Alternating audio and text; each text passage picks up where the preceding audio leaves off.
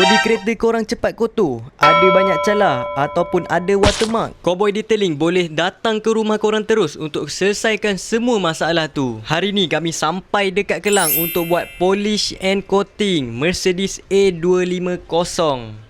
Untuk step pertama, kami akan cuci kereta korang dan akan guna klebar jika masih ada tar halus yang melekat, dan akan tape area yang tak boleh kena polishing nanti. Bagi korang yang tak tahu, tujuan kita buat polishing pada bodi kereta adalah untuk hilangkan defect seperti watermark, calar halus, cat kereta yang dah kusam, dan lepas polishing akan menaikkan balik cat kereta korang dan akan nampak berkilat.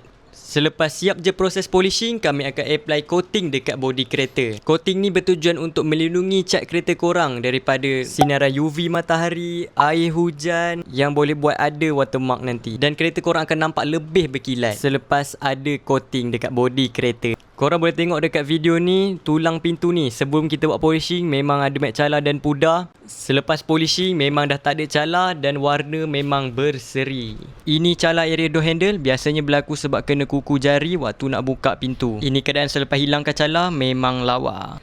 Bila kita tembak air, macam ni lah keadaan waktu hujan kereta korang. Tak ada apa-apa protection. Bila tak ada protection, memang senang naik watermark bodi kereta korang. Ini keadaan selepas kita apply coating. Nampak tu guys, air dah tak melekat dah. Watermark pun susah nak muncul nanti. Jika korang berminat nak dapatkan servis Cowboy Detailing, kami cover seluruh Selangor dan KL. Apa-apa boleh WhatsApp je nombor di bio ataupun dekat description bawah. Bye-bye.